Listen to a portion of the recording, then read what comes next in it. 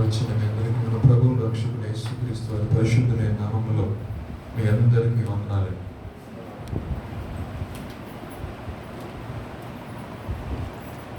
ఈ యొక్క జూలై నెలలో ఆఖరి పునరుద్ధార నెలను మన తొలగించిన దేవునికి రెండు చేతులపైకి దేవునికి స్తోత్రాలు చెల్లిద్దాం. స్తోత్రం స్తోత్రం స్తోత్రం స్తోత్రం. పరిస్థితులు ఎలా ఉన్నప్పటికీ కూడా, వాతావరణం ఎలా ఉన్నప్పటికీ కూడా దేవుని సన్నిధికి వెళ్ళాలి అనే యొక్క ఆశ కలిగిన మీకు మరొక్కసారి యేసుక్రీస్తు వారి తరపు నుండి సేవకునిగా దేవుడు పిలిచిన పిలుపుని బట్టి మీకు ప్రత్యేకమైన వందన. ఏ సాకు చెప్పకోకుండా, ఇంట్లో కూర్చోకుండా, కొద్ది సమయమైనా సరే ఆయన సన్నిధికి వెళ్ళాలి, ఆయన మాటలు వినాలి, ఆయన నాతో మాట్లాడతాడు ఈ రోజు అని ఒక ఆశతో వచ్చిన మీతో నిశ్చయముగా నా ప్రభు మీతో మాట్లాడును గాక. యోహాను సువార్త 1వ అధ్యాయము 9వ వాక్యం చదువుకున్నాను. నిజమైన వెలుగు ఉండెను, లోకములోనికి వచ్చుచు ప్రతి మనుష్యుని వెలిగించుచున్నది. చదవండి.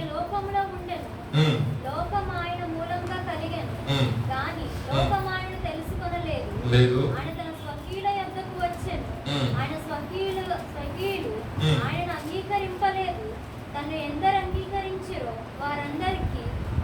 చాలండి. నిజమైన వెలుగు ఉండెను, అది లోకములోనికి వచ్చుచు ప్రతి మనుష్యుని వెలిగించిన. ప్రార్థన చేస్తున్న మహాపరిశుద్ధుల గొప్ప తండ్రి, నీకు స్తుతులు చెల్లిస్తున్నాం నాయన. సాయంకాలపు వేళ అయ్యా మరొక్కసారి మీరు మాట్లాడబోతున్న విధానం బట్టి మీకు స్తుతులు చెల్లిస్తున్నాం నాయన. కొన్ని నిమిషములను మీరు మరుగుపరచని నీదైన శైలిలో ప్రభా, నీదైన కోణములో ప్రభా, నా తండ్రి సంఘములతో మీరు మాట్లాడండి ప్రభా. నీ మాట వినట కొరకు నీవు ప్రభా, నీ మాట మీద ఆశ పెట్టుకుని వచ్చిన ప్రతి ఒక్కరితో ప్రభా మీరు తేటగా సూటిగా మీరు మాట్లాడి కేవలం మీ నామానికి మాత్రం మహిమ తెచ్చుకుంటూ రమ్మని మా ప్రభువును మీ ప్రియ కుమారుడు యేసుక్రీస్తు వారి నామంలో అడిగి పెట్టుకుని ప్రార్థిస్తున్నాము తండ్రి, ఆమేన్. చదవబడిన లేఖన భాగాన్ని ధ్యానించడానికి ముందు ఉదయకాల సమయంలో సర్వీస్కి ఎంతమంది రాలేదు? అందరూ రాలేదు, 90%. రైట్. అంటే నైట్ ఈవినింగ్ వచ్చే బ్యాచ్ లేదన్నమాట. స్తోత్రం. పర్వాలేదు, చెప్పాను కదా నేను వాక్యం నిలబడితే కొంచెం ఉదయం ఏం జరిగిందో చెప్పి తర్వాత నా మెసేజ్ కంటిన్యూ చేస్తాను. ఎందుకంటే ఉదయకాలపు మాటలు కూడా మీకు అవసరం. ఉదయకాల సమయం నందు దైవజనులను దర్శించి పరిశుద్ధాత్మ దేవుడు చెప్పిన మాట ఏంటంటే, మీరు ఏ విషయంలో కూడా చింత పడకండి, మీ చింత యావత్తు ఆయన మీద వేయండి. అదొక పాయింట్. రెండో పాయింట్ ఏంటంటే, మీ యొక్క మార్గాలను సరిచేసుకోండి, మీ యొక్క క్రియలను సరిచేసుకోండి, సరిదిద్దుకోండి. అంటే దిద్దుబాటు గురించి 2 పాయింట్స్ చెప్పడం జరిగింది. ఇంకా అనేకమైన ఉన్నాయి. అప్పటికే ఒక 1 hour హైపోవాస్ అని చెప్పేసి పంపించడం జరిగింది. ఏదేమైనప్పటికీ ఈ 2 పాయింట్లు ఉదయకాల సమయం దైవజనుల ద్వారా పరిశుద్ధాత్మ దేవుడు మనతో మాట్లాడి ఉన్నారు. ఇంకొక పాయింట్ అక్కడ మిగిలిన మాట ఏంటంటే, అన్యుల ఆచారాలను చొప్పున మీరు నడవమాకండి. ఆ విధంగా చేస్తే దాని వల్ల గొప్ప అపాయం, గొప్ప కీడు అనేది తప్పిస్తుంది. అనేక మంది ఆ ఆశీర్వాదం పొందుకోకపోవడం గల కారణాలు అవన్నీ కూడా గ్రంథంలో రాయడం చదివించారు. టైం లేకపోవడం వల్ల ఎక్స్ప్లెనేషన్ మేబీ నెక్స్ట్ వీక్ చెప్పవచ్చు దాని గురించి. సో ఏదేమైనప్పటికీ ఉదయకాల సమయం రాలేదు, అయినప్పటికీ కూడా మీ పోర్షన్ గా రావాల్సిన మాటలు మీకు వచ్చాయి. వెళ్ళిన తర్వాత మీరు యొక్క యూట్యూబ్ ఆన్ చేస్తే ఆ వర్తమానం మొత్తం కూడా మీరు వినడం జరుగుతుంది. దేవునికి స్తోత్రం. హల్లెలూయా. ఈ రాత్రి కాల సమయం ముందు చూసినట్లయితే నిజమైన వెలుగు కలదు, అది లోకంలోకి వచ్చడానికి ముందే అనేక మనుష్యులను వెలిగించుచున్నది. అయితే ఇది ప్రవచనాత్మకమైన మాటగా వ్రాయబడింది. ఎప్పుడంటే యెషయా గ్రంథంలో ఒక చక్కటి మాట రాయబడింది. ఏంటంటే, ఏలయనగా మీకు కుమారుడు అనుగ్రహించబడును అంటూ రాసుకుంటూ వచ్చిన తర్వాత అధ్యాయం ఏమంటారంటే, కన్యక గర్భవతి అయి కుమారుడు కనును, చెప్పండి, అతనికి ఇమ్మానుయేలు. రైట్. సో ఇక్కడ విషయం ఏంటంటే, అది ఒక ప్రవచనాత్మకమైన మాటగా పాత నిబంధన దినాల్లో చెప్పడం జరిగింది. క్రొత్త నిబంధనలు వచ్చేసరికి యేసు ప్రభువు వారి పుట్టుక గురించి ఆ మాట చెప్పడం జరిగింది. అయితే ప్రవచనాత్మకంగా ఏ మాట సెలవించినా ఇమ్మీడియట్ గా కార్యరూపం దాల్చలేదు ఆ రోజుల్లో. ఎందుకంటే కొంత సమయం పట్టింది. ఈ సమయంలో దేవుడు ఏం చేశాడంటే, వాళ్ళకి కొంచెం సమయం ఇచ్చాడు వారి యొక్క క్రియలను సరి చేసుకోవడానికి, వారి యొక్క ప్రవర్తనను సరి చేసుకోవడానికి. క్రియలు ప్రవర్తన సరి చేసుకోకుండా తీసుకొచ్చి ఇచ్చేస్తే దాని యొక్క విలువ తెలుస్తుందా? అయితే యెషయా ప్రవచించిన కొన్ని సంవత్సరాల తర్వాత, కొన్ని వందల సంవత్సరాల తర్వాత దేవుడు దాన్ని ఏం చేశాడు? నెరవేర్చడానికి ముందు మనం ధ్యానించే అంశం ఏంటంటే, నిజమైన వెలుగు కలదు, ఆ వెలుగు వస్తువులు అనేక మందిని వెలిగించిందని చెప్పబడింది కదా. అది ఎలా జరిగిందని చెప్తాను వచ్చిన 2 పాయింట్స్. ఇక విషయం ఏంటంటే, యేసు ప్రభువారు సశరీరుడుగా భూమి మీద రావడానికి ముందు దేవదూత వచ్చి ఎవరితో మాట్లాడిందండి? మరియతో మాట్లాడింది, అవునా కదా? మరియతో మాట్లాడి ఏమంది? ఇదిగో నువ్వు ఒక కుమారుణ్ణి అంటావు, అతనికి యేసు క్రీస్తు అని పేరు పెడతావు. అదే విధంగా లోకం యొక్క పాప భారం మొత్తం కూడా ఆయన మీద మోయబడుతుంది. ఆయన మనుషులందరూ పాపం ఎంతో ఆయన చనిపోవడం జరుగుతున్నప్పుడు మరియ కూడా తన శైలిలో కొన్ని ప్రశ్నలు అడిగింది.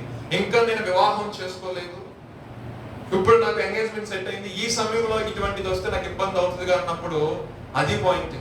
కానీ ఇక్కడ మాట్లాడిన పరిశుద్ధాత్మ దేవుడు చేసుకోబోయే భక్తితో కూడా, యోసేపుతో కూడా ఆయన దర్శన కవితగా మాట్లాడడం జరిగింది. అంటే ఆయన రావటానికి ముందే ఇక్కడ ఎవరిని వెలిగించాడు దేవుడు? ఎవరిని వెలిగించాడు? మరియని మాట్లాడాడు. మరియ కంటే ముందుగా అక్కడ ప్రవచనాత్మకంగా మాట్లాడే వ్యక్తి ఎవరు? యెషయాతో మాట్లాడాడు. యెషయా నుంచి మరియ నుంచి యోసేపుకి. సరే, ఇద్దరు అయిపోయింది. ఈ మరియ సంతోషాన్ని ఒగ్గబట్టుకోలేక వాళ్ళ అక్క దగ్గరికి వెళ్ళింది, ఎలిజబెత్ దగ్గరికి వెళ్ళి. ఎలిజబెత్ దగ్గరికి వెళ్ళి చెప్పిన విషయాన్ని, ఆ విషయం ఆ యొక్క చెవుల పడేసరికి గర్భంలో ఉన్న శిశువు ఎవరైనా యోహాను. ఇప్పుడు ఈ యోహాను గ్రంథంలో అంటాడు, ఆ వెలుగును గురించి సాక్ష్యం ఇవ్వటానికి నేను వచ్చాను, కానీ నిజమైన వెలుగు కదా. నిజమైన వెలుగు ఎవరండి? నీవు నేను ఆరాధిస్తున్న యేసుక్రీస్తు. దేవునికి స్తోత్రం, హల్లెలూయా. అందుకే ప్రభువు ఏమనంటే, మీరు ఈ లోక సంబంధులు కాదు, కానీ మీరు వెలుగు సంబంధులు. అంటే వెలుగు వల్ల వచ్చే ఉపయోగం ఏంటంటే, ఆ వెలుగు ఉన్నప్పుడు మనము ఏదైనా విషయంలో తప్పిపోతున్నామేమో, పడిపోతున్నామేమో, క్రియల వల్ల కానీ, ప్రవర్తన వల్ల కానీ, మార్గాల్లో చేసే పనుల వల్ల చెడిపోతున్నాయి. ఆ వెలుగు ఏం చేస్తుంది? నీకు క్లారిటీ ఇస్తుంది ఏ విషయం. అందుకే పరిశుద్ధ గ్రంథంలో కీర్తనలో మాట్లాడుతున్న 90వ అధ్యాయంలో, నీ ముఖ కాంతిలో మా యొక్క రహస్య పాపాలు. ఎంత చక్కటి మాట రాశారు. అంటే దేవుని యొక్క వెలుగులో ఉన్న గొప్పతనం ఏంటంటే, మనం దాచిపెట్టిన పాపాలను కూడా తీస్తుంది. మీరు అడగచ్చు, ఆ పాపం ఉంటే ఏమైతుంది అంటే, నేను ఒక బిందెడు పాలు తీసుకొచ్చి ఒకే ఒక్క విషయం చొక్కేస్తానండి. ఎంతమంది అవుతారు? చేతులు ఎత్తండి. చొక్కే కదండి. బిందుడు పాలు అంటే 20 లీటర్ల పాలు క్యాన్, దాన్ని ఒక చొక్కకి వేసింది తాగం. ఎందుకని? పాపం కూడా అటువంటిదే. కొన్ని పాపాలు మనం ఏం చేస్తామంటే ఒప్పుకుంటాం, కొన్ని పాపాలు చెప్పుకోవడం సిగ్గుపడతాం దేవుడి దగ్గర. చేసేటప్పుడు, మాట్లాడేటప్పుడు, క్రియల ద్వారా నడిచేటప్పుడు లేని సిగ్గు దేవుని దగ్గర ఒప్పుకోవడానికి. అదే కదా ఉదయకాల సమయంలో పరిశుద్ధాత్ముడు చెప్పింది, మీ క్రియలను మీరు సరిదిద్దుకోండి, మీ యొక్క మార్గాలను సరి చేసుకోండి. ఏ మార్గాలు ఉంటే యథార్థమైన మార్గాలు కొంతమంది నడవలేదు. ఎంత క్రైస్తవులైనా సరే ఆ సమయానికి అలా టర్న్ అయిపోతారు. చిన్న ఎగ్జాంపుల్ ఇస్తాను, ఎలా టర్న్ అయిపోతారు అనేది. నాకు ఒక 2 years బ్యాక్ అనమాట,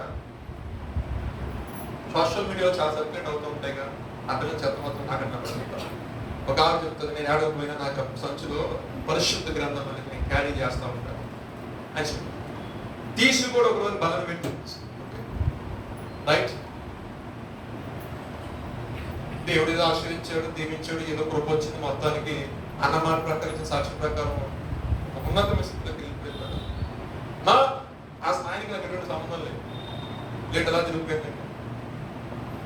నేనన్నా కొంతమంది అంటారు, ఆ రోజు నువ్వు మాట్లాడావు కదా, మనకి రికార్డింగ్ ఉంది, ఇదిగో చూపించావు కదా, నెట్ వెళ్ళినా సరే ఈ పరిశుద్ధ గ్రంథం, ఈ బైబుల్ అనేది నా యొక్క బ్యాగ్ లో ఉంటుంది కదా.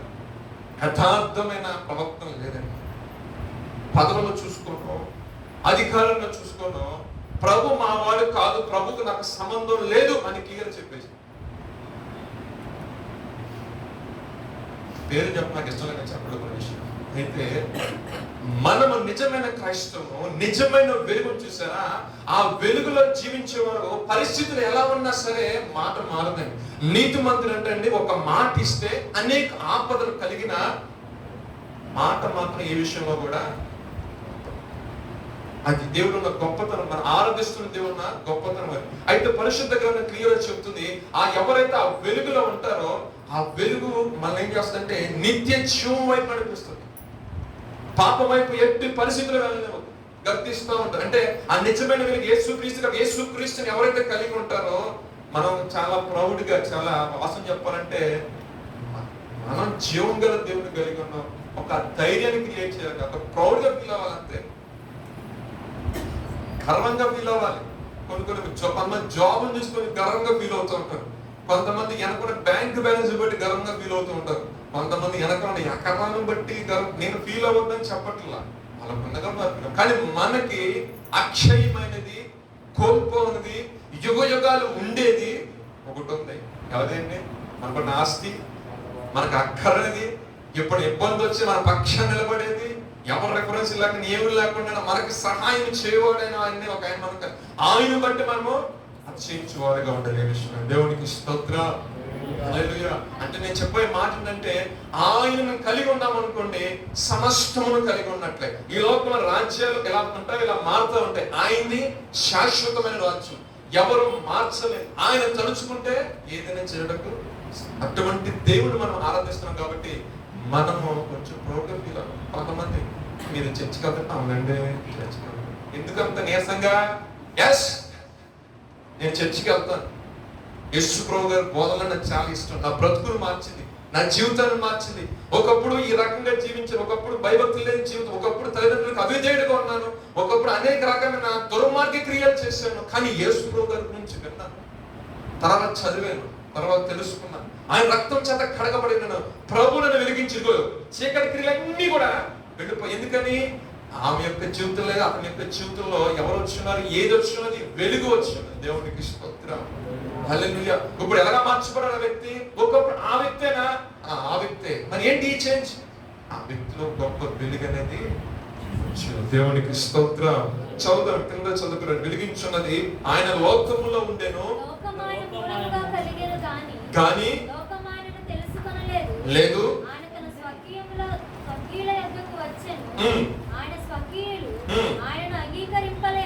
ఎవరి కొరకైతే వచ్చారో, ఎవరి కొరకైతే ప్రవచనాత్మకంగా మాత్రం చెప్పని ఎవరైతే ఎదురు చూసారో వాళ్ళందరూ నా మాట అంటే ఈయన కాదు అస్సలు మాకు వచ్చే మెసేజ్ అంటే ఆకాశం దిగొచ్చి సింహాసనం కూర్చుంటాడు. అది వాళ్ళ ఎక్స్పెక్టేషన్.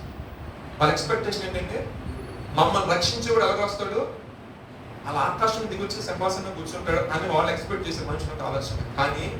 కానీ ఒక విషయం చెప్తే అందరికీ అందుబాటులో ఉండాలని, అలా సింహాసనం కూర్చుంటే ఇప్పుడు నువ్వు నేను ఏం చేయాలి, డబ్బులు పెట్టి కొనుక్కొని వెళ్ళి చూడాలి ఆయన్ని, అంటారు కదా. కానీ ఆయన చేసిన గొప్పతనం అంటే లేదు, ప్రతి ఒక్కరికి అందుబాటులో ఉండాలి. ఆ సింహాసనం మీద కూర్చున్న వ్యక్తి అనేసి దగ్గర రావాల్సిందే. దేవునికి స్తోత్రం, హల్లెలూయా. అయితే ఆయన గొప్పతనం ప్రతి ఒక్కరికి లోకంలో మనం మాట్లాడినట్లయితే లోకానికి సంబంధించి గ్రేడ్లు ఉంటుంది. హైయర్, మిడిల్ క్లాస్, లో క్లాస్ అంటారు లేదా? మనం సరదాగా వింటా ఉంటాం సార్, అవునంటారు కదా. నేను ఎవరిని క్రిటిసైజ్ చేయట్లేదు, దయచేసి గమనించి లోకంలో తీరించు. ఈ లెవెల్లో దేవుడు వచ్చాడు అనుకోండి, ఒక మాట చెప్పండి, ఎక్కడ తీసుకుని వెళ్ళిపోవాల్సిందే. కానీ ఆయన ఏం చేశాడంటే తన వ్యక్తులుగా మార్చుకొని నీకును నాకును ప్రతి ఒక్కరికి అందుబాటులో ఉండులాగా ఆయన వచ్చాడు. అలా ఆలోచన మనకు తలకిందలైపోయింది. మేము ఇది ఎక్స్పెక్ట్ చేసాం కదంటే, నువ్వు ఎక్స్పెక్ట్ చేయడానికి నువ్వు చేసినట్టు ఆయన మనుష్యుడా, మీ తలంపులు అంటే తలంపులు కాదు, నా తలంపులు అన్నాడు ఆయన. ప్రతి ఒక్కరికి అందుబాటులోకి ఎలా వచ్చేసాడంటే విమోచకుడు వచ్చాడంటే మనందరి కొరకు. నీవు నేను ప్రతి ఒక్కరు చేసిన ప్రతి ఒక్క పాపాన్ని తీసివేయడానికి ఆయన వచ్చాడు. సరే అంటే అందరు పాపాలు అందరు పర్లోక రాజ్యం వెళ్తాడు? నో, లేదు. అక్కడ అందరి కొరకు వచ్చినాడు ఆయన.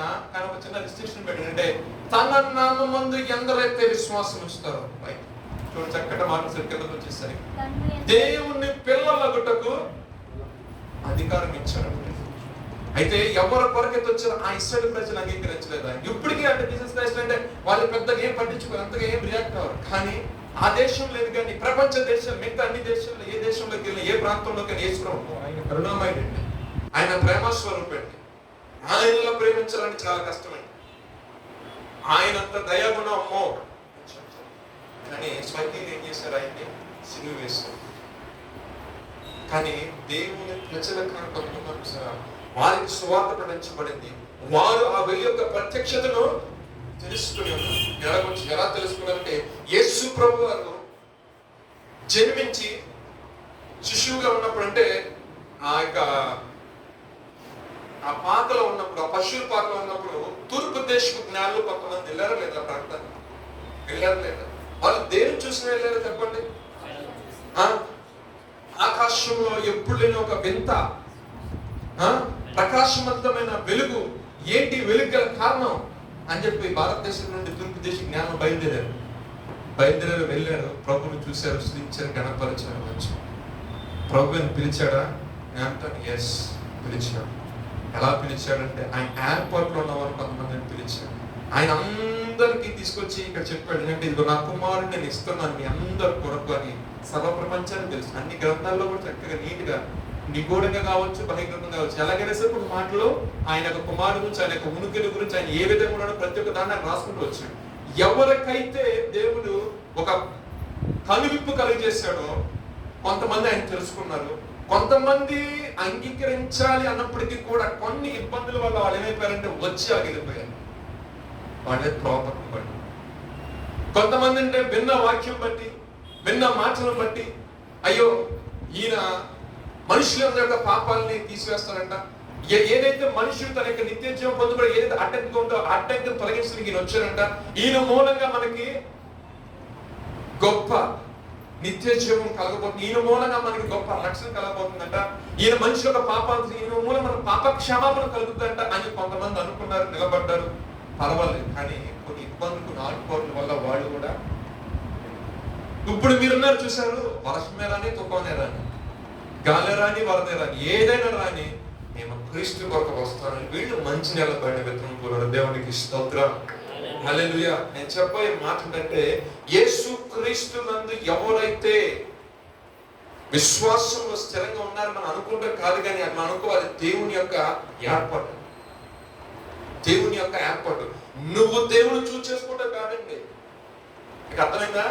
నేను కూడా నేను ప్రభుని తెలుసుకున్నానండి. ప్రభు నువ్వు తెలుసుకోవడం కాదు, ప్రభు నీకు పంపించాడు. చదవండి, కింద చదువుకున్న మాట అర్థం.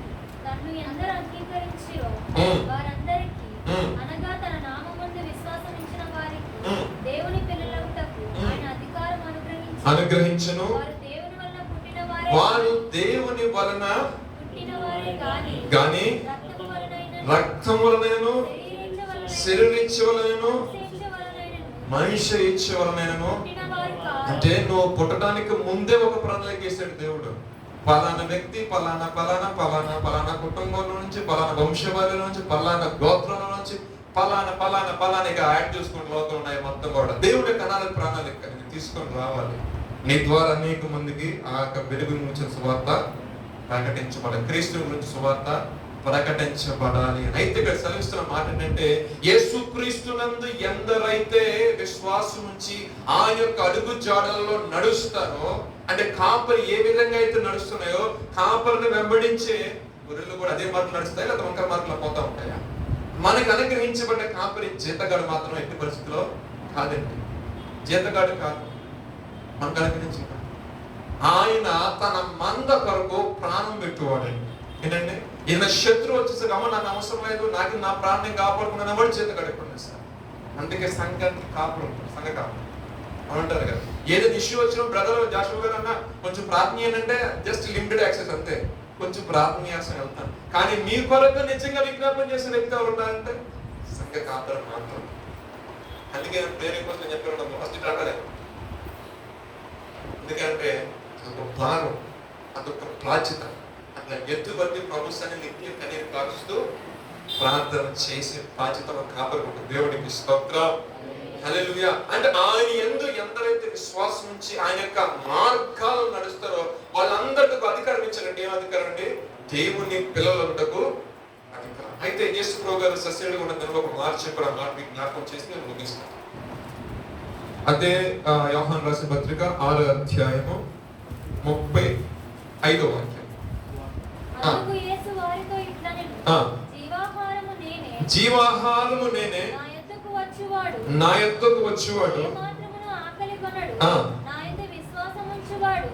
ఎన్నడూను బయటికొనడు.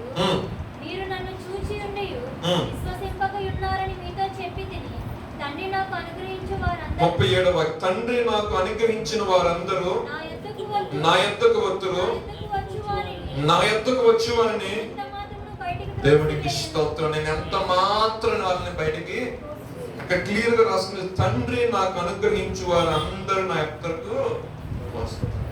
తండ్రి అంటే దేవుని యొక్క అనాది సంకల్పంలో ఎందరైతే ఉన్నారో ఈ సువార్త అనేది విరివిగా ప్రకటించబడుతుంది ప్రతి చోటకి.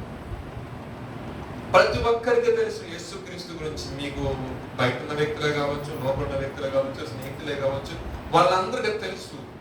వాళ్ళందరికీ తెలిసిన క్రీస్తు వేరు, నీకు తెలిసిన క్రీస్తు వేరు అనంటారు కదా.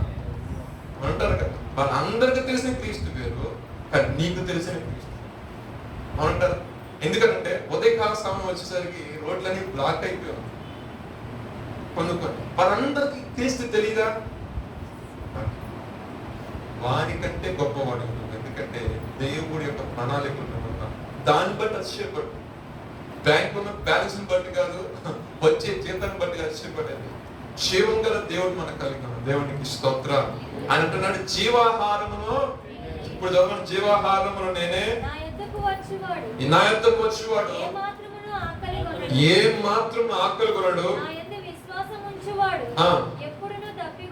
చాలండి చాలు. ఇక్కడ చూడండి క్లియర్ రాసిన, నా యొద్దకు వచ్చేవాడు అసలు తప్పుకునందుడు, అదేవిధంగా వాడికి ఆకలి ఉండదు. నేను అనొచ్చు, ఈ ఆకలి తప్పుకు లేకుండా ఎందుకంటారండి? ఈరోజు సండే మళ్ళీ ఈవినింగ్ సర్వీస్ తీసుకున్నారు, ఏ 10 పూజలు పెడతారో, మధ్యాహ్నం మటన్ బిర్యానీ తెచ్చుకున్నాం, వేడి వేడిగా ఉంటుంది. మీ ఆలోచన మీకు ఉండవచ్చు. బట్ నేను వీళ్ళు భూ సంబంధమైన ఆహారం గురించి నేను మాట్లాడలా. అదేవిధంగా యేసు ప్రభు వారు కూడా ఆయన వెంబడిస్తున్న శిష్యులు కాకుండా అనేక మంది ఉన్నారు ఆయన వెంబడించేవాడు. వాళ్ళ ఉద్దేశించి కూడా ఏం మాట్లాడాలి? ఈ భూ సంబంధమైన ఆహారం గురించి మాట్లాడు. ఆయన దగ్గర ఒక ఆహారం ఉంది, జీవాహారం. ఆ జీవాహారం తిన్నవాడు చనిపోడు. అదేంటండి? ఇదేమన్నమాట. అయితే ఆ జీవాహారం తిన్నవాడు చనిపోయినప్పటికీ కూడా ఆయన దినం వచ్చినప్పుడు, ఆయన గడి వచ్చినప్పుడు అంట అంత్యకాల సమయం ముందు వాడు లేపబడుతున్నాడు. దేవునికి స్తోత్రం. ఆ పైన వచ్చిన రాయబడితే మోషే అంటారు, పరలోకం నుండి వచ్చిన ఆహారం నుంచి మాట్లాడతాడు. ఏమని? ఆహారం అనేసరికి ఏం కురిపించాడు ఆయన? మన్నాను కురిపించాడు. కురిపించిన తర్వాత తిన్నవారు చనిపోయారు, అవునా కదా? వారు తిరిగి లేపబడ్డారంటే దాని నుంచి ఏం రాయబడ్డా. కానీ ఇక్కడ ఆయన నా మాట ఏంటంటే, ఆ 40వ వాక్యం చదివినట్లయితే చివరి అంత్య దినమున నేను వారిని లేపుతున్నా. అయితే ఈ జీవాహారం ఎవరైతే తింటారో వారు నిత్య జీవములకు అర్హతను సంపాదించుకుంటారు. ఆ జీవాహారం ఎవరయ్యా అంటే యేసుక్రీస్తు వారు. ఈ మాటలన్నీ అయిన తర్వాత పరిసరులు ఉన్నారు, శాస్త్రులు అందరూ ఉన్నారు. అంటే ఇప్పుడు యేసు ప్రభు గారు మేము కోసుకు తినాలా, ఇప్పుడు ఆయన రక్తం మేము తాగాలా అని అనుకున్నారు. ఆ రాయబడిన మాటలండి. ఇదేం విడ్డూరం, ఇదేం విడ్డూరం అసలు. 75 మంది అంతమంది శిష్యులు. అప్పట్లో పెద్ద బ్యాచ్ ఉంది, మీకు తెలియదు. 12 మంది అనుకుంటున్నారా? దాని ముందు పెద్ద బ్యాచ్ ఉంది. బ్యాచ్ ఉన్నప్పుడు ఆయన చెప్పాడు అంటే, అరే మీరు నా రక్తం తిని, సారీ నా శరీరం తిని మీరు నా రక్తం తాగానేసరికి ఎంత చూసుంటారు యేసు ప్రభు గారు. ఇప్పుడు దాకా బాగానే ఉన్నటువంటి ఈ మాటలు ఏంటి? ఈయనకి ఏమైనా ప్రార్థనలు ఎక్కువ చేయడం వల్ల ఏమన్నా మేము ఇప్పుడు దాకా పరిశుద్ధాత్మ అనుకున్నా తేడా ఏంటి అని అనుకున్నారు. అనుకుని కొంతమంది వెళ్ళిపోయారు. మిగతా ఒక బ్యాచ్ ఉంది, ఈయన ఏది మాట్లాడినా మరపంగా మాట్లాడు, ఈయన ఏం మాట్లాడినా మొత్తం డైరెక్ట్ చెప్పడం అంట. ఏదో నిగూఢమైన విషయం ఉండే ఉంటుందని ఒక 12 మంది ఆగిపోయారు. ఈ 12 మందితో చెప్తున్న మాట ఏంటంటే, అరే బాబాయ్ విషయం అంటే ఇది అంటే, నన్ను ఎవరైతే సంపూర్ణంగా స్వీకరిస్తారో వారికి ఏంటంటే నిత్య జీవం అనేది ఉంటుంది. ఇక నా శరీరంలో సాదృశ్యం ఉన్నది రొట్టెను తీసాడు, నా రక్తం సాదృశ్యం అని చెప్పేసి ద్రాక్షరసం తీసాడు. ఇది ఇప్పుడైతే నేను మీతో ఉన్నాను, ఒక దినం వచ్చాను నేను మీతో ఉన్నాను. బట్ నేను మీతో ఈ సశరీరంగా ఉన్న సమయంలో ఏదైతే పనులు మీకు చూపించి చేయించి వెళ్తున్నానో ఇది మీరు కంటిన్యూ చేయండి. ఇది ఎప్పటి వరకు కంటిన్యూ చేయాలంటే నేను వచ్చేంత వరకు మీరు కంటిన్యూ చేయాలి. ఈ మధ్యలో ఆపడానికి లేదు చెప్పారు, క్లియర్ చెప్పారు. మధ్యలో ఆపడానికి లేదు, ఆయన వచ్చేంత వరకు అది కంటిన్యూ చేయాలి. అందుకే మనం ఆ బల్లాలను తీసుకున్న ఆయన వచ్చిన ఆయన మరణం మనము ఆయన వచ్చేంత వరకు. సో మనకు ఒక ఆహారం ఆయన ఇచ్చాడు. ఆహారాన్ని తినవాడు ఏంటంటే అంత్య దినములందు, అంటే ఆయన యొక్క రాకడ రావటం ఏంటో ఎందరైతే ఆయన రాకడతో ఎదురుచూస్తూ, ఫర్ ఎగ్జాంపుల్ నేను ఆయన రాకడతో ఎదురు చూస్తున్నాను, ఆయన చెప్పిన మార్గం నేను నడుస్తున్నాను అనుకోండి, ఫర్ ఎగ్జాంపుల్ నేను అనేది పక్కన పెడితే సో అండ్ సో పర్సన్ నడుస్తున్నాను అనుకోండి, కానీ ప్రభు యొక్క రాకడ కొంచెం ఆలస్యమయ్యేసరికి ఈ వ్యక్తి గతించిపోయాడు అనుకోండి. చేయవలసిన మంచి చేశాడు, చేయవలసిన క్రియలు చేశాడు, దేవుడు ఏదైతే మార్గాలు ఆయన చెప్పినాడు, ఏదైతే అనుసరించమని ఆ క్రియలు మొత్తం చేసి ప్రభువు రాకడ కంటే ముందు చెప్పినప్పుడు, ప్రభు తన రాకడతో వచ్చినప్పుడు అంట వ్యక్తిని దేవునికి స్తోత్రం. ఎందుకంటే నీ యొక్క విషయంలో ఏ విషయంలో దేవుని ఎదుట నువ్వు చిరునాడుతో నడవలేదు, యథార్థ ప్రవర్తన కలిగి ఉన్నావు. ఆయన ఏదైతే మాటలు చెప్పాడో, ఏదైతే నడవడికి నడకమన్నాడో ఆ నడవడికి నువ్వు నడిచావు. కాబట్టి ఆయన రాకడ ఆలస్యమైనప్పటికీ కూడా నువ్వు గతించిపోయినప్పుడు ప్రభు ఏం చేస్తాడు, మళ్ళీ జ్ఞాపకం చేసుకున్నాను. ఎందుకంటే ఆయన చెప్పిన మార్గంలో ఉన్నాను. ఈ రోజు రాత్రి కాల్సిన మన ప్రభు అంటే మాట ఏంటంటే, మనము దేవుడి సన్నిధికి వస్తున్నాం కాబట్టి ఏదైతే మంచి నడవడికి నడమని పరిశుద్ధ గ్రంథం సెలవిస్తుంది, ఆ మంచి నడవడికి నడుస్తూ మంచి విశ్వాసం కలిగి మనము ఆయనలో జీవించినట్లయితే మన యొక్క ఆశీర్వాదము అంచెంచెలుగా మనము ముందరికి వెళ్తాం. మన యొక్క ఆశీర్వాదం అంచెంచెలుగా అభివృద్ధి. అంత మాత్రమే కాకుండా ఈ భూ సంబంధమైన విషయాలే కాకుండా పర సంబంధమైన విషయంలో కూడా నీ నిత్య జీవాన్ని పొందుకోగలుగుతావు. దేవునికి స్తోత్రం, హల్లెలూయా. ఇంకొక మాట చూద్దామండి, క్రిందకి చదువుకుంటూ వద్దాం. ఇంకొక మాట చూద్దాం. మొదటి యోహాను సమయం అయిపోయింది, 2 నిమిషాలు క్లోజ్ చేస్తాం. మొదటి యోహాను పత్రిక 1వ అధ్యాయం 1వ వాక్యం ఒకసారి చదవండి. జీవవాక్యమును గూర్చినది ఆది నుండి ఏది ఉండెనో, మేము ఏది వింటిమో, కనులారు ఏది చూచితిమో, ఏది నిదానించి కనుగొంటిమో, మా చేతులు దేనిని తాకి చూచెనో అది మీకు తెలియజేయుచున్నాము. మరొకసారి చదవండి, అర్థమయ్యేటట్టు. జీవవాక్యమును గూర్చి అందరూ తీసారా? యోహాను ఏ యోహాన్ అయితే ఈ యొక్క మాట రాశాడో అదే యోహాను ఒక పత్రిక రాశాడు. ఆ పత్రిక రాసినప్పుడు ఒక మాట అంటున్నాడు, చూడండి చదవండి. జీవవాక్యమును గూర్చినది, జీవవాక్యమును గూర్చినది ఆది నుండి ఏది ఉండెనో, ఆది నుండి ఏది ఉండెనో, మేము ఏది వింటిమో, కన్నులార ఏది చూచితిమో, కన్నులార దేన్నైతే చూసామో, ఏది నిదానించి కనుగొంటిమో, మా చేతులు దేనిని తాకి చూడండి, మా చేతులు దేనిని తాకి చూచినవో అది మీకు తెలియజేస్తున్నాను. అది మీకు తెలియజేస్తున్నాను. ఏదో అలవాటప్పుడుగా లేనిది ఉన్నట్టు ఉన్నది లేనట్టు చెప్పట్లేదు. వాడు శిష్యుగా ఉన్న వ్యక్తులు చెప్తున్న మాట ఏంటంటే, మా కన్నులతో దేన్నైతే చూసామో, మా చేతులతో దేన్నైతే మేము తాకి ఉన్నామో, మేము ఏదైతే మా యొక్క జీవితం అనుభవించున్నామో దాని గురించే మీకు మేము తెలియజేస్తున్నాం. ఏం తెలియజేస్తున్నాం అంటే చదవండి కిందకి. ఆ జీవము ప్రత్యక్షమాయే, తండ్రి యొద్ద ఉండి మాకు ప్రత్యక్షమైన ఆ నిత్య జీవమును మేము చూచి ఆ జీవమును గూర్చి సాక్ష్యం ఇచ్చుచు దానిని మీకు తెలియపరచుచున్నాము. మాతో కూడా మీకును సహవాసము కలుగునట్లు మేము చూచిన దానిని వినిన దానిని మీకును తెలియజేస్తున్నాము. మన సహవాసం అయితే తండ్రితో కూడాను ఆయన కుమారుడు యేసుక్రీస్తుతో కూడాను ఉన్నది. మన సంతోషం పరిపూర్ణమౌటకై మేము ఈ సంగతులను వ్రాయుచున్నాము. దేవునికి స్తోత్రం, హల్లెలూయా. క్లియర్ గా మీకు అర్థమైన అనుకుంటున్నాను. ఇంకా దీన్ని ఎక్స్ప్లెయిన్ చేయడం ప్రత్యక్షమైన నిత్య జీవం యేసు ప్రభువు. అందుకే ఆయన క్లియర్ గా చెప్పాడు, నేను జీవాహారం నేనే, ఏ విషయం నిత్య జీవం రావాలన్నా నా ద్వారా రావాలి. సో మనం ఎన్ని యాగాలు చేసినా, ఎన్ని ఉపవాసాలు ఉన్నా, ఎన్ని రకాలుగా మనం స్తుతులు చెల్లించినా, ఎన్ని రకాలుగా ఆత్మలను అర్పించినా, ఎన్ని రకాల స్పాన్సర్లు చేసినా, ఉండే చర్చ ఎన్ని చేసినా నీవు యేసుక్రీస్తుని సొంత రక్షకుడిగా అంగీకరించకపోతే నువ్వు చేసినంత సున్నాని.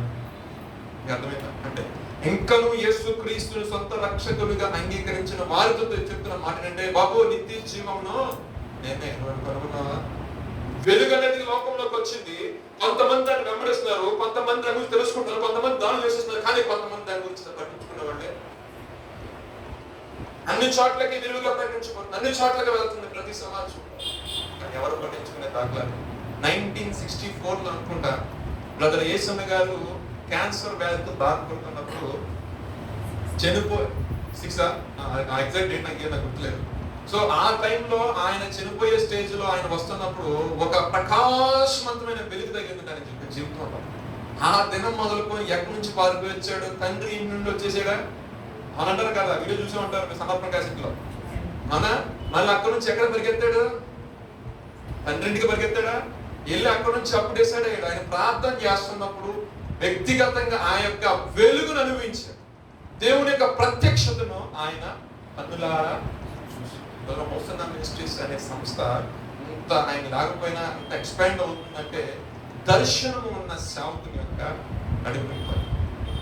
దేవుని యొక్క ప్రత్యక్షతతో ప్రారంభించారు. ఆయన లేకపోయినప్పటికీ కూడా మంద అడుగుజాడల్లో, అంటే మంద కాపరీలను అడుగుజాడల్లో మిగతా వచ్చిన సేవకులు కూడా అదే నడక నడుస్తున్నారు. కాబట్టి ఇంతవరకు ఎటువంటి అవాంతరాలు, దాంట్లో ఎటువంటి డిస్ప్యూట్స్ అనేవి రాకుండా పరిచయం అనేది దేవుడి కృపను బట్టి సాగు. ఈ మాట చెప్పడానికి కారణం ఏంటంటే వెలుగులో ఉన్న గొప్పతనం అటువంటిది. అంత ముందు చూస్తే తన యొక్క జీవితం ఎంతో రోత, ఎంతో దైన్యమైన స్థితిలో, కానీ వెలుగు ఎప్పుడైతే వచ్చింది తన యొక్క పరిస్థితి అంతా కూడా మార్చబడింది. అనేకమైన బిడ్డలకి సువార్త అందించడానికి ఒక సాధనంగా ఆయన మన యొక్క జీవితంలో ఈ రాత్రి కాసం వాక్యం ఉంటున్న మనతో కూడా వెళ్ళే మార్గమే కావచ్చు. జాగ్రత్తగా ఉండండి. దేవుడు గారు ఉద్దేశించి రాత్రి కాసం ముందు మీకు వెలుగుతో ప్రకాశించాడు అనుకోండి, దేవునికి స్తోత్రం. వెనక వైపు చూడబాకండి. ముందరికి వెళ్ళిపోవడమే దేవునికి స్తోత్రం. ప్రభా ఏంటి ఆయన పరిస్థితిని అడిగేసి వెళ్ళిపోవడం. జేసన్ గారికి వెనకాల 7 ఎకరాల నిమ్మ తోట, ఇంకా అసలు భూముల ఆ రైస్ మిల్ల ఏం చూడాల. ఏం చూసాడు? ఒకటే చూశాడు, ప్రభు పిలిచాడు అంతే. బై చెప్పేసి ఇంట్లో అందరూ మొత్తం దేవుడు పిలిచిన పిలుపుని బట్టి వేల కోట్లు తన యొక్క జీవితంలో ఆయన కన్నులారా చూసి కార్యం చేసి ఆయన చేతుల మీద ఒక 600 మంత్రాలు. ఈరోజు వాళ్ళ నుంచి నేను డబ్బా కూడా చెప్పట్లేదు. అనుకో చేస్తున్నా వెనక అప్పుడు అని అనుకోవద్దు నేను, దయచేసి. అర్థమైందా? వాస్తవం చెప్తున్నా. దేవుడు ఒక వ్యక్తిని పిలిచాడు. ఆ పిలిచిన పిలుపుకు నిజముగా కట్టుబడి ఉంటే ఏ మనిషి యొక్క ఆశీర్వాదం సరిపోదండి. దేవుని ఆశీర్వదిస్తే ఆ వెలుగు, ఆ ప్రత్యక్షతలో ఆ క్రియలు సరి చేసుకుని ఆ యొక్క వ్యర్థమైన జీవితాన్ని విసర్జించి పరిశుద్ధమైన మార్గంలో పరిగెత్తాం అనుకోండి, అసలు నీ యొక్క గెలుపు గొప్ప కూడా. దేవుడికి స్తోత్రం. హల్లెలూయా. చూడండి, ఇక్కడ చూడండి, క్లియర్ గా ఉంది ఒక మాట. 5వ వాక్యం చదవమ్మా. దేవుడు వెలుగై ఉన్నాడు, ఆయన యందు చీకటి ఎంత మాత్రం లేదు. ఆయనతో కూడా సహవాసం గలవారని చెప్పుకొని చీకటిలో నడిచిన యెడల మనం అబద్ధం ఆడుచు సత్యమును జరిగింపక ముందు. ఆ సత్యమే వాక్యం. ఆ వాక్యమే నువ్వు నేను ఆరాధిస్తున్న యేసుక్రీస్తు. ఆ విషయం మనం గమనించుకోవాలి. సత్యం అనేది మనలో ఉండదు. మనం చెప్తాం అదేంటండి, నేను సండే వెళ్తున్నాము, అన్ని చేస్తున్నావు, ఇన్ని చేస్తున్నా అంటే. నేను అంటాను, ఎవరైనా వచ్చి సమస్య బాధపడుతున్నానంటే ఒకటే అంటాను, ఒక్కసారి నేను స్వపరిచయంలో చేసుకో అంటాను. ఏమంటాను?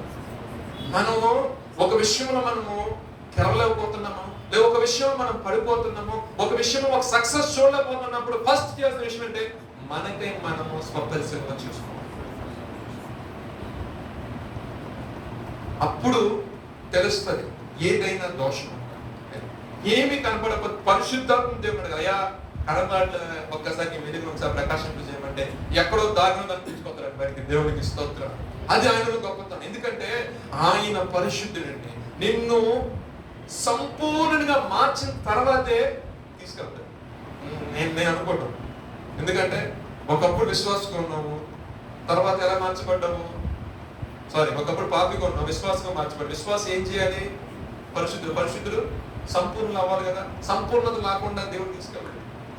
సాయంగా వెళ్ళిపోయారంటే దేవుడు ఒక కొలమానం, ఆ కొలమానంలోకి వచ్చేసేవనుకో లాగేస్తాడు పైకి. నేను అనుకోవటం. ఎందుకంటే దీనికి రెఫరెన్స్ నేను కోట్ చేసుకుంటాను. నాకే నేను ఇది ఇలాగ ఉందని చెప్పట్లేదు, కానీ నేను అనుకుంటున్నాను. సో మీ యొక్క ఉద్దేశం ఏం కావచ్చు. సో నేను అనుకోవడం ఏంటంటే సంసోను ఒకప్పుడు పాపం చేశాడు. దానివల్ల తనకి 2 కళ్ళు అవున కదా, కృపను వేడుకున్నాడు, ఆత్మనిచ్చాడు, చంపేశాడు దేవుడు. అర్థమైంది? మరలా ఆయన ద్వారా ఏ పాపం జరిగినట్టు రాయబడలేదు. ఎప్పుడైతే దేవుడు ఆత్మను పొందుకున్నాడు అంటే మరలా లోపల ఉన్న స్పిరిట్ యాక్టివ్ అయినట్టే కాదండి. మనలో ఆ పశ్చాత్తాపం వచ్చిందా? ఆయన ఏడుస్తాడు, అయ్యా నేను చేసిన పాపం రైతు ఒక్కసారి అనేసరికి దేవుడు కరుణించి ఏం చేశాడు? కృప అనుగ్రహించిన తర్వాత తన యొక్క జీవితకాలం అంతట్లో శత్రు సమూహాలని లైన్ చేయడానికి దేవుడు సంస్థను ఏర్పరచుకున్నాడు. ఆ జీవితకాలం అంతటికంటే ఆ ఒక్కరోజు అనేక మంది ఆయన హతమార్చిన పరిస్థితులు ఉన్నవారు. తర్వాత ఆయన బ్రతుకున్నాడు. ఎందుకంటే అక్కడితో ఆయనకి వచ్చేసాడు. ఎందుకంటే ఒకప్పుడు అదే దేవుడు ప్రవచనాత్మకంగా చెప్పి, అదే దేవుడు బలం అనుగ్రహించి, అదే దేవుడు కృపను తోడుగుంచి, అదే దేవుడు ఆత్మస్వరూపుడిగా ఆయన మీదకి వెళ్ళి అద్భుతాలు చేసిన దేవుడు కేవలం ఒకే ఒక్క పాపం, విస్తారమైన పాపాలు ఏం చేయలేదు. ఆయన వాస్తవం చెప్పేశాడు అంతే. ఏం చెప్పండి, ఆ బలం ఆ తనలో ఉన్నారు. 2-3 సార్లు మనం చెప్పుకుంటూ పోతే చాలా ఉంటాయి, కానీ వాళ్ళు తెలిసి ఎట్ట బాటా పట్టాలండి. ఎవరికి? దేవునికి స్తోత్రం. రాబట్టారు బయటికి. రాబట్టి ఏం చేశాడు? పూర్తిగా సమరం అయిన తర్వాత మొత్తం తీసేసారు. ఉండే అయిపోయిందిగా. అయిపోయిన తర్వాత మనోడు కలిసి చూస్తే ఏముంది?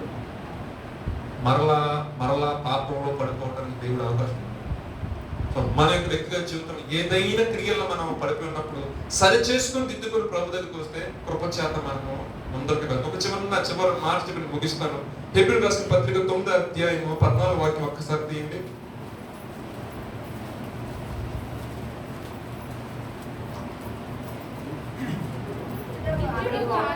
నిత్యుడు ఆత్మ ద్వారా తను తాను దేవునికి నిర్దోషిగా అర్పించుకుని యేసు క్రీస్తు యొక్క రక్తము నిర్జీవ క్రియలను విడిచి జీవము గల దేవుని సేవించుటకు మీ మనస్సాక్షిని ఎంతో ఎక్కువగా శుద్ధి చేయును. మరలా చదవండి. నిత్యుడు ఆత్మ ద్వారా తను తాను దేవునికి నిర్దోషిగా అర్పించుకునే క్రీస్తు యేసు యొక్క ఆ రక్తం అంట మనల్ని ఏం చేస్తుందంటే నిర్జీవ క్రియలను విడిచి జీవము గల దేవుని సేవించుటకు మీ మనస్సాక్షికి ఎంతో ఎక్కువగా శుద్ధి చేయును. దేవునికి స్తోత్రం. ఇప్పుడు మీ మనస్సాక్షిని శుద్ధి చేసేది ఏంటండి? మనస్సాక్షిని శుద్ధి చేయును మన యేసయ్యా రక్తము. మనస్సాక్షిని శుద్ధి చేయును మన యేసయ్యా. మన శిక్షను తొలగించెనే, సంహారమునే తప్పించెను. మన శిక్షను తొలగించెను, సంహారమునే తప్పించెను. యేసు రక్తము రక్తము రక్తము, యేసు రక్తము రక్తము రక్తము, అమూల్యమైన రక్తము, నిష్కళంకమైన రక్తము, అమూల్యమైన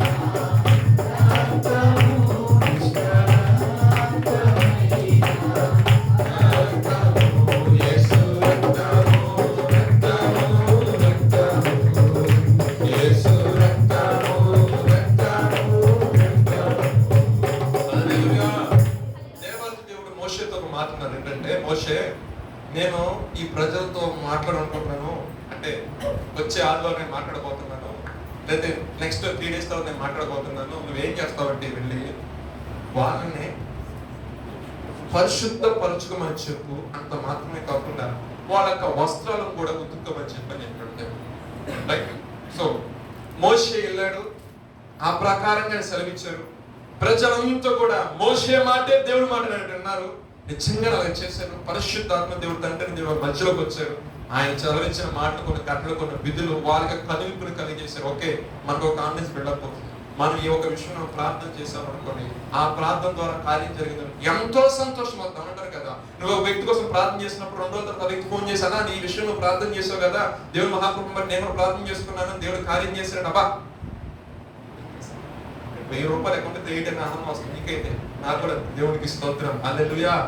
అది అవునా కదా. అలాగే మోషేతో చెప్పాడు, నేను వెళ్తాను, నువ్వు మాట్లాడాలి, నువ్వు చెప్పావు కదా, వాళ్ళకి చెప్తే వినే రకం కాదు, వాళ్ళకి ప్రత్యక్షత కావాలి, నీకు తెలియదు. ఎందుకంటే ఇప్పుడు స్టార్టింగ్ ప్రాబ్లం ఉంటుంది కొంతమందికి. ఆ స్టార్టింగ్ ప్రాబ్లం వాళ్ళకి ఏంటి? ముందర కంటి ముందు కనపడాలి, చేతితో తాకాలి, ఓకే రైట్ అనుకుంటారు. తోమాలంటూ ఉంటారు కొంతమంది. అలాగే కొంతమంది ఉన్నారు, వాళ్ళందరికీ కూడా విశ్వాసాన్ని పెంపొంది. ఒక రోజు ప్రయాణం కాదు, కొన్ని సంవత్సరాల ప్రయాణం కొనసాగాలి. సో ఆ ప్రయాణం కొనసాగాలి, ఆ కనాన్ దేశంలోకి వెళ్ళాలంటే ప్రత్యక్షత ఉండాలి. ఆయన చెప్పిన మాట ఏంటంటే, మోషే నేను వస్తాను మధ్యలో కన్నప్పుడు. ఆయన వచ్చారు అనుకోండి, పరిశుద్ధంగా లేకపోతే గొప్ప నష్టం వాటిని.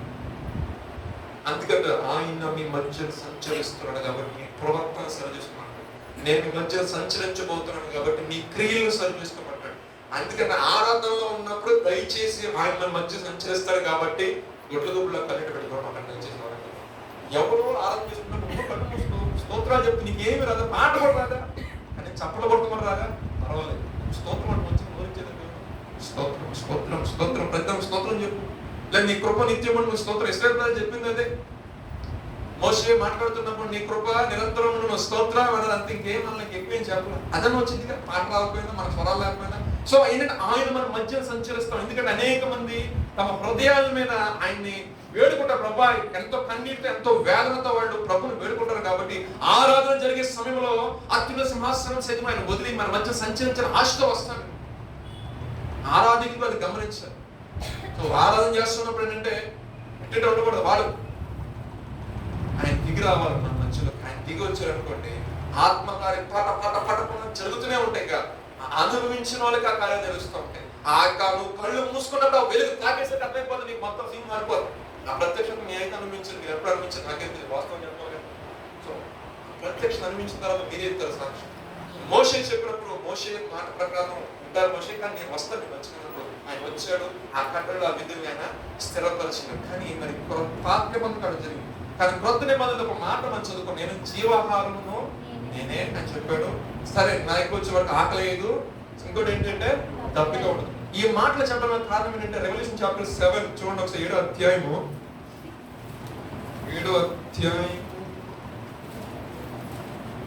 14వ వాక్యం ఒకసారి 13 చదవండి. పెద్దలలో ఒకడు తెల్లని వస్త్రములు ధరించుకొని ఉన్న వీరెవరు ఎక్కడి నుండి వచ్చిరని నన్ను అడిగాను. అందుకు నేను అయ్యా నీకే తెలియననగా అతడు ఇలాగు నాతో చెప్పాను, మీరు మహాశ్రమలలో నుండి వచ్చిన వారు గొర్రెపిల్ల రక్తములో తమ వస్త్రములను ఉదుక్కొని వాటిని తెలుపు చేసి దేవునికి స్తోత్రం. హల్లెలూయా. ఇక్కడ చూడండి, మనకు కూడా దేవుడు ఒక వస్త్రం ఇచ్చాడు, మహిమ వస్త్రం ఇచ్చాడు. కొంతమంది ఆ మహిమ ఏం చేస్తారు, కిలు పట్టేస్తూ ఉంటారు. దేవుడు ప్రతి ఒక్కరికి కూడా భూమి మీదకి వచ్చినప్పుడు అందరూ సమానంగా ఇస్తారు జ్ఞానం అంతా కూడా. కానీ దాన్ని డెవలప్ చేసుకుని దాన్ని బట్టి ఉంటుంది. ఒకరు ఎక్కువ తక్కువ దానిలో ఏమీ లేదు. సో విషయం ఏంటంటే చూడండి, కొంతమంది తమ వస్త్రాన్ని మలినం చేసుకుంటారు. ఆత్మ సంబంధం కొంచెం ఆలోచించి దేవుడు ఇచ్చిన ఆ రక్షణ వస్త్రం నుంచి సరే కొంతమంది దాన్ని మలినం పట్టిస్తారు. కానీ గొర్రెపిల్ల యొక్క రక్తములంట తమ వస్త్రాలను ఉతుక్కొని శుభ్రం చేసుకోవడం. అంటే ఏదో బై మిస్టేక్ ఏదో పొరపాటు జరిగిపోయింది, వెంటనే రియలైజ్ అవ్వటం అనేది చాలా ఇంపార్టెంట్. బాగానే ఉంది పంది అనుకుంటుంది, పట్టాలకి ఎందుకు లెగటం అనుకుంటుంది, పంది అలా ఉండకూడదు. వెంటనే ఏంటంటే గొర్రె చూడండి గబుకు పడితే లేదు దుబ్బిచ్చేసి గబు వచ్చేసి మరి కాపల గురించి లేదు ఆ కాపల కడిగి అతను వెంటనే. కానీ పందికి అదే సువాసన ఉంటుంది, ఇలా చెప్పుకుంటున్నాం. సో మనం గమనించిన విషయం ఏంటంటే గొర్రెపిల్ల యొక్క రక్తంలో మన యొక్క వస్త్రాలని ఉతుక్కోవాలి. అంటే క్రీస్తు యేసు యొక్క రక్తం ద్వారా మనం బాప్తిస్మం అనే కార్యక్రమం చూసారా, ఆ రక్తం చేత మనం కడగబడినప్పుడు మన చుట్టూ ఒక ప్రొటెక్షన్ ఏర్పడుతుంది. ఆ ప్రొటెక్షన్ ఉన్నప్పుడు ఎటువంటి శత్రువు మన మీద దాడి. అయితే మరి ఏం రాశారు, మహాశ్రమలు అంటే వస్తాయి, కొన్ని శ్రమలు అనేవి వస్తాయి. కానీ లోపల ఉన్న వారికి ఆ శ్రమతో కొట్టుకోవాలి. శ్రమ వచ్చినప్పుడు వారి యొక్క జీవితం ఇష్టమే కాదు కాబట్టి గాలివోన కొట్టడాడు కొట్టుకుపోతాడు. కానీ నీ యొక్క జీవితం దేవుడు అలా పెట్టలా బండ మీద కట్టిన పునాదిగా పెట్టాడు కాబట్టి శ్రమ ఇబ్బంది కానీ తట్టుకునే శక్తి దేవుడికి ఇస్తాడు. ఆ గుండె ధైర్యాన్ని ఆ నమ్మకాన్ని దేవుడికి కలిగి చేస్తాడు. పరిశుద్ధాత్మ దేవుడు అంటాడు, నేను ఉన్నా కదా నీకు ఎందుకు, అయ్యా ఆగో టైం వస్తుంది, నేను ఉన్నా కదా మొద్దుకే నెత్తినోరు కొట్టుకున్నాడు వెళ్ళిపోయి, అయ్యా అయ్యా అయ్యా మొద్దుకే నువ్వు ఆగు, వెళ్ళాడు ఇస్తాను చెప్పాడు, నువ్వు చేస్తే చెయ్యి, సహాయం వేరే జాగ్రత్తగా. మన స్టైల్ బాగా చెప్పుకుని స్టైల్లో వార్నింగ్ కూడా బాగా ఇచ్చింది. గిట్టగాదని చెప్పేసి ఆమె గట్టగాదని చెప్పి ఉపవాసం ఆయన చెప్పాడు, అంతే విశ్వాసం చెప్పేసి. తర్వాత ముద్దుకై ఆయన ఒక్కడే తప్పించబడలేదు. ఆయన ఒక్కడే తప్పించబడ్డా, యూదులందరూ తప్పించబడ్డారు. అది ఒక్కడే చనిపోయిందా, ముద్దుకై ఒక అధికారిగా నియమించబడ్డాడు. ఇంటికి ఎస్తేరు గ్రంథం ఒక అధికారిగా నియమించబడ్డాడు. ఇక శాసనాలు ఆయన చేతిలోకి వచ్చాయి. ఇక ఆయన చెప్పిందే వేదలోకి అయిపోయింది. చూడండి ఏ స్టేజ్ అయింది అసలు. ఒకప్పుడు గుమ్మం దగ్గర ఉండేవాడు, అక్కడ ఆ మెట్ల దగ్గర ఈ హామన్ పోతున్నప్పుడు వస్తున్నాడు, దండం పెట్టల దగ్గర మొత్తం తలనొప్పి, అవునా కదా? ఇప్పుడు చాలా మంది ఇప్పుడు కంటెక్ట్లు ఎందుకు వస్తున్నాయి? లేదు కాబట్టే నువ్వు అంటున్నారు కాబట్టి ఏది అంటున్నారు, మేము చెయ్యం. నేను మన క్రైస్తవులు మాట చెప్తాను, చాలా మంది యేసుప్రభు ఫోటో పెట్టేసి దాన్ని నగరంలో పెట్టేసి ఈ మధ్య ఫ్యాషన్ క్యాండిల్స్ చెప్తాను దాని ముందు. ఇంకా నేను విగ్రహాల దగ్గర నేను క్యాండిల్ ఉన్నాయి, సర్క్యులేట్ అయింది. మిషనరీస్ ఉంటాయి కదండి, పిల్లలు డెవలప్స్లు మనలా ఉంటున్నారు, మాలా ఉంటున్నారు, ఇంకా చాలా అడ్వాన్స్డ్గా ఏమంటారు కావాలి చెప్తున్న వాక్యం ఎలా ఉండదు ఎలా ఉండదు, అసలు నోరు లేదు మాట్లాడు ఏం చేయదు అంతా బాగా చెప్పి మరి పక్కన కొట్టే ఏంటన్నా అంటే బట్ తీసుకోవాలన్నా దాన్ని వేసుకో దాంట్లో ఏముండాలి? వాక్యం ఉండాలి, ఏముండాలి? బైబిల్ ఉండాలి అని అంటారు కదా. ఒకవేళ ఇంట్లో లేకపోయినా మన ఒంట్లో ఖచ్చితంగా ఆయన వాక్యం ఉండాలి. దేవుడికి స్తోత్రం, హల్లెలూయా హల్లెలూయా. నేను చెప్తున్నా మరి మీరు దయచేసి రెండు మొక్క మాకండి. ఆ పొట్టులో ఉన్న వ్యక్తి చేసుకో వాసం చెప్పాలంటే ఆయన నమూనాలు వేస్తున్నారు. మనకు ఉండాల్సింది ఏంటి? వాక్యం అంటారు. పెట్టు, నేను నా ఇంటి వారు నా దేవుడు యెహోవాను సేవించేది పెట్టు, వాక్యం పెట్టు, యెహోషువ పెట్టుకున్నట్టు. ఇసుక లేని వాళ్ళు నిస్తరింప చేస్తారు, పెట్టుకోండి. అబ్బాయి దేవుడికి స్తోత్రం, మంచి ఇసాకు కొడతాడు, మీ జీవితంలో గొప్ప కార్యాలు జరుగుతాయి. మీరు పెట్టుకున్న శానంగా పెట్టుకుని మంచిగా అంటే వాగ్దానం కోట్ చేసి పెట్టుకుంటే ఇల్లు చూసేసరికి వాగ్దానంతో లోపల ఎవరు శత్రువులు ఎవరైనా సరే పెట్టండి, ఆశ్రయించబడిన వాడు బయట లోపల అని చెప్పండి. మంచి వాగ్దానం లేదు, మామూలు కాంతి లేదు, వాస్తవం చెప్తున్నా. ఫోటోలో ఉండేది మన ఛాయ చిత్రం ఎవరు చూడదు. ఇప్పుడు ఈ పెయింటింగ్ అడగచ్చు నాకు తెలుసు, మహాన్ పడిపోతుంది. ఇది ఈ చర్చి ఎక్స్టాబ్లిష్ చేసిన ఆయన ఎవరైతే ఉన్నారో రాజరత్నం గారు, ఆయన స్పెషలిస్ట్ అనమాట పెయింటింగ్ ఏజెంట్. సో ఆయనకి వచ్చిన తలాంపును బట్టి ఇలా ఉంటుంది నాకు ఆత్మ చిత్రం. కానీ ఇక్కడ ఎక్కడ మేము కండిషన్ బట్టి నేను చేసామా జస్ట్ ఏంటంటే ఆయన గుర్తుగా మేము వాటిని అలా ఉంచామన్నమాట. సో కొంతమంది నేను చెప్పిన పాయింట్ అర్థం చేసుకోండి, దాని వైపు మరి మిస్ అయిపోయారు. వెళ్ళి దండాలు పెట్టి పూలు మాలేసి క్యాండిల్స్ పెట్టి చూసారు నాకు అనిపించింది. ఇంకా వాళ్ళకి మనకు తేడా అర్థమవుతుందా? సో మన యొక్క వ్యక్తిగత జీవితంలో చిన్న పొరపాటు మనం ఏం చేస్తాయంటే వాక్యం మనల్ని ప్రవర్తన చేస్తాం. సో మీరేమన్నా మీరు పెట్టుకోవాలనుకున్నప్పుడు మీరు చక్కగా వెళ్ళండి. అక్కడ మన వైఎంసీ ఎక్కడ ఉంది, వాళ్ళకి నేను ఏమన్నా స్పాన్సర్ నాకు ఏమి లేదు మాకు చెప్పండి, మీకు ఎక్కడ బైబుల్ దొరుకుతాయో అక్కడికి వెళ్ళండి. ఇప్పుడు ఏది చెప్పినా కూడా లేని ఇబ్బంది అవుతుంది. వైఎంసీ వాళ్ళు అన్ని కాలం నుంచి చెప్తున్నాను, మీరు ఎక్కడికి వెళ్ళి ఏ మీటింగ్కి వెళ్ళినా బైబుల్ కొనుక్కోండి, మంచిగా వాగ్దానం తెచ్చి పెట్టుకొని అది పెట్టుకొని మరి కొంతమంది క్లోజ్ చేస్తారు. మీరేం బాధపడకండి, బైబుల్లో పెడతారు వాగ్దానం తీసి పెడతారు, బైబుల్ మోసుకుంటూ వెళ్తూ ఉంటారు, అవి పడిపోతా ఉంటాయి. నాలంటే దొరికింది అనుకోండి నేను చచ్చినేమో, నిజం చెప్తాను. అసలు అడిగినేమో నేను తీసుకొచ్చుకొని ప్రభు ఇది నా కోసం దాచిపెట్టాను ఈరోజు స్తోత్రం వాళ్ళకి ఇన్ని వాగ్దానం ఇన్ని ఉన్నాయి నిజంగా. ఏ వాగ్దానం పోదు, ఎందుకంటే పొగట్టుకున్న దొరికింది నాకు నేను బై మిస్టేక్ పట్టుకునే నాకు దొరికింది కదా, నేను దాన్ని పడేయలేను. ఇది బొమ్మ పడేస్తా ఖచ్చితంగా 100%. కానీ బొమ్మలే మాట ఉందిగా, ఆ మాట బైబిల్లో ఉంది. ఒక ఆయన అంటే మాకు ఒక సందర్భంగా సేవకుడు ఆయన వచ్చారు చిన్నప్పుడు, ఇక్కడ నేను కొత్తగా వెళ్తున్న మందికి వాళ్ళ బైబిల్ తీసుకెళ్తారు. ఆ రోజు నైట్ 2 nights బ్లాక్ అయింది బైబిల్ కన్నా. ఆయన అయితే ఎవరో వచ్చారంటే ఏం జరిగింది కళ్ళు కనపడలేదు. హాస్టల్లో ఉన్నారు, గురుకుల హాస్టల్లో ఉంటే నాకు నిజంగా ఆ సాక్ష్యం ఇప్పటికీ ఆ మినిస్ట్రీలో ఉన్నారు ఆ సేవకులు. ఏం చేయాలో తెలియక కంగారు పట్ల ఏం చేసేవారంటే బైబిల్ పంచుతారని చెప్పేసి న్యూ టెస్ట్మెంట్ కాలుతో కొట్టి చింపి పడేసారు. నైట్ అట్లా కనపడదు. ఈయన ఏం చేసి తప్పు అక్కడ ఎవరు ప్రార్థన చేసుకుంటే అది మా తప్పు ఇలా జరిగింది సార్. వాళ్ళందరూ కలిపి కూర్చొని గొలుసు ప్రార్థన చేస్తే 3 hours తర్వాత మరలా అతనికి గురించి ప్రార్థన జరిగింది. ఇక నా చదువు దేవుని చెప్పి పుస్తకాలు కొట్టేసి దేవుని యొక్క సేవలు ఇప్పటికీ స్టిల్ ఆయన సాక్ష్యం సేవలు చేశారు. అంటే ఆరాధిస్తున్న దేవుణ్ణి నువ్వు తక్కువ మంచి వేస్తున్నారు, కానీ లోపల నుంచి ఎవరు తక్కువ వచ్చింది వాళ్ళు ఇస్తున్న దేవుని సాక్ష్యం. కానీ నువ్వు బలంగా దేవుని నువ్వు ఏం చేయాలంటే ఇంకా నువ్వు ఇంకా బహు బలంగా దేవుడు రావాలి. మనం వెళ్ళిపోయి 100 మందికి చెప్పవలసిన లేదండి. మన ప్రవర్తన మన యొక్క క్రియలు వెలుగు సంబంధంగా ఉంటే ఆ వెలుగు పడుతుంటే ఆ ప్రకాశం చూసారు, అమ్మో మోసే ఉసుకేసుకుని నేను చూడలేకపోతున్న వెలుగు, ఆ వెలుగు వేరు. నీకు ఇచ్చిన వెలుగు ఇంకా ప్రభావంతో అది గతించిపోయేది, ఇది గతించదు అని అంటారు కదా. యుగాలు ఉండే కింద చదువుకుంటాను అదే మాట. చివరి మాట తెలుగు తెలుసుకుందరు. తర్వాత అందువలన వారు దేవుని సింహాసనం ఎదుగుతూ ఉండి రాత్రి పగళ్ళు ఆయన ఆలయంలో ఆయన సేవించున్నారు. సింహాసనాసనుడైన వాడు తానే తన గుడారము వారి మీద కప్పును వారికి ఇక మీదట ఆకలి ఈ పాయింట్ చూడండి. ఇక మీదట ఆకలి అయినను దాహమైన ఉండదు, సూర్యుని ఎండ అయినను ఏ వడగాలి అయినను వారికి తగలదు. ఏలయనగా సింహాసనం ఒక మాట క్లోజ్ చేసే ముందు ఒక మాట. ఇంతకుముందు మనం ఏం చదివాము?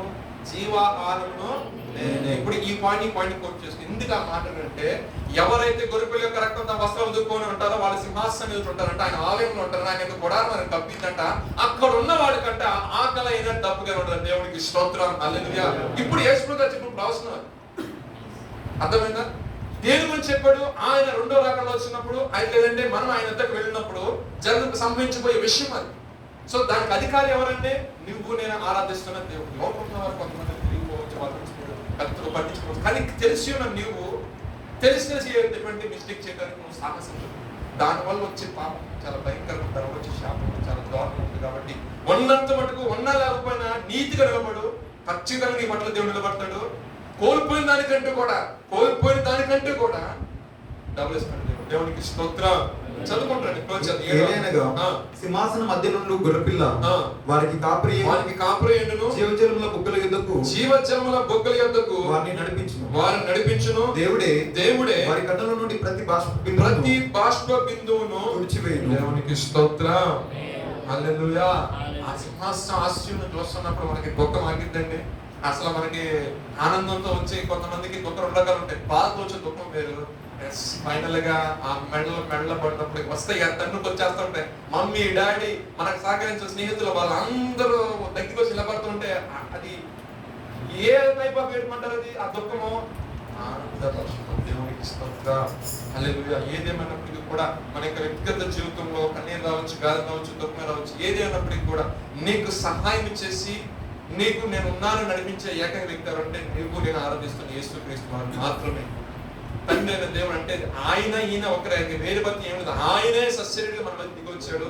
ఆయన ఎలా ఉంటే దగ్గరకు వస్తాడో క్లియర్ చెప్పాడు. మనం చేయాల్సిన ఏంటంటే ఈజీ యాక్సెస్ ఇచ్చాడు. ఈజీ యాక్సెస్, ఈజీగా ఏంటంటే నా కుమారులు దగ్గర అంటే నేను ఏదైతే నేను భూమి మీద ప్రకటించానో ఆ మార్గాల్లో, ఆ కట్టడలో, ఆ విధుల్లో ఉండలేకపోతున్నావా? ఒకే ఒక పని చేయి. బాప్తిసం తీసుకో.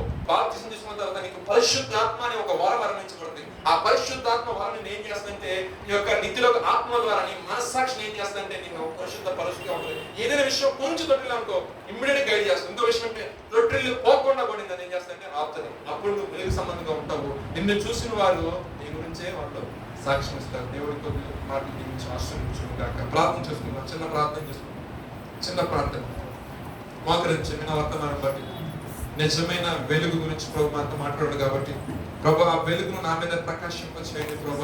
నాలో ఉన్న చీకటి క్రియలు మొత్తం పోయినట్లుగా చీకటికి ఎంత మాత్రం తావు లేకుండా ప్రభు ఆయన తండ్రి నీ యొక్క మార్గంలో నడిచినట్లు, ఆయా సత్య మార్గం నడిచినట్లు, ఆయా ఏమో తెలుసో తెలియకో చెప్పడం వల్ల దేని వల్లనో గొప్ప దేవుడు నిన్ను మేము తెలుసుకుని ఉన్నాం ప్రభు.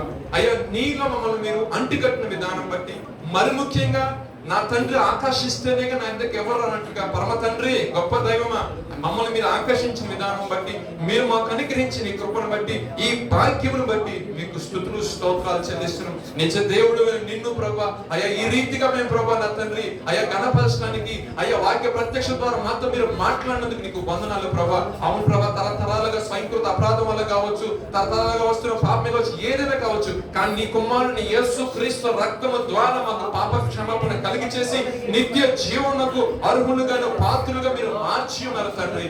ఎంతవరకు నేను ఎనలేని భాగ్యాన్ని మాకు అనుగ్రహించారు ప్రభా. దీన్ని బట్టి నీకు స్తోత్రాలు ప్రభా. జీవాహారమును నేనే అంటున్నావు ప్రభా నా తండ్రి. ఆ ప్రభా నా తండ్రి ప్రవచనాత్మక మాటని చక్కగా చెప్పినారు ప్రభా. అయ్యా నీ యొక్క ప్రభా పరిశుద్ధమైన రక్తము మా వస్త్రములు ఉదుక్కొని ప్రభా అయ్యా నీ యందు విశ్వాసము కలిగి, నీ యందు భయభక్తులు కలిగి ప్రభా అయ్యా నీ మార్గంలో మేము నడిచినట్లు మీ సహాయం దయచేసి లేఖనాలు సెలవిస్తున్నాయి. నీ ముఖ కాంతిలో మా యొక్క రహస్యమైన పాపాలు కనపడుతున్నాయి అంటున్నాయి ప్రభా. ఒకవేళ మేము దాచిపెట్టిన పాపాలు మాకు గుర్తులేసి ఇప్పుడే విసర్జిస్తున్నాం ప్రభా, విడిచిపెడుతున్నాం ప్రభా. అది నీ వీపు వెనక బాగా నేర్చుకోతండి. అయా పొరపాటు వల్ల కావచ్చు, తలంపుల వల్ల కావచ్చు, మాటల వల్ల కావచ్చు, క్రియల వల్ల కావచ్చు, నడవడిక వల్ల కావచ్చు, నాకు తెలిసి తెలియని విషయంలో నిన్ను పూర్తిగా తెలియనప్పుడు నేను పాపము పడిపోయినట్లయితే అయ్యా కృపతో ఈ రాత్రి కాస్త క్షమించండి.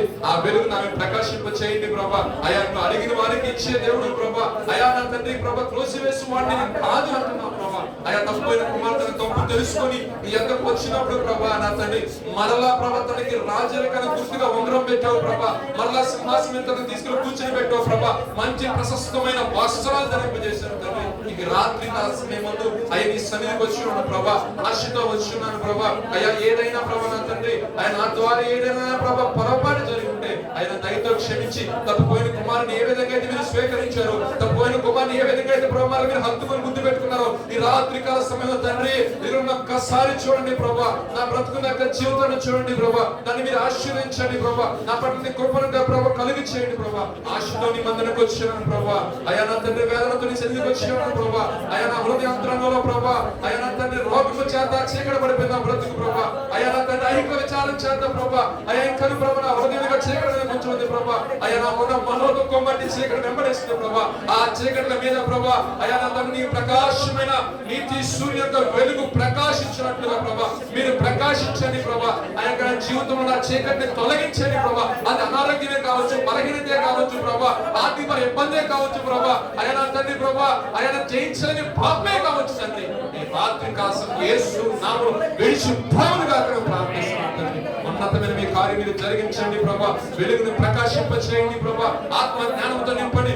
ఆత్మ ప్రభా అభిషేకము దయచేయండి ప్రభా. నిత్యుడు ఆత్మ ద్వారా ప్రభా నా తండ్రి బిడ్డలు మీరు అలంకరించండి, అభిషేకించండి, నీ మార్గంలో వారు మీరు నడిపించండి ప్రభా. మీకు స్తోత్రాలు చెల్లిస్తున్నామైనా ఈ సన్నిధికి వచ్చిన ప్రతి ఒక్కరిని ప్రభా మీరు ఏర్పరుచుకున్నారు ప్రభా. ఈ రాత్రి కాల సమయంలో మేము ఉన్నామంటే మా గొప్పతనం కాదు, నీ ఏర్పాటు ప్రభా. నీ మాట మేము వింటామని మా గొప్పతనం కాదైనా నీ యొక్క చిత్తము, నీ ప్రణాళిక, నీ ఉద్దేశాన్ని ఈ రకంగా మీరు తెలియజేసినందుకు మీకు స్తోత్రాలు ప్రభా.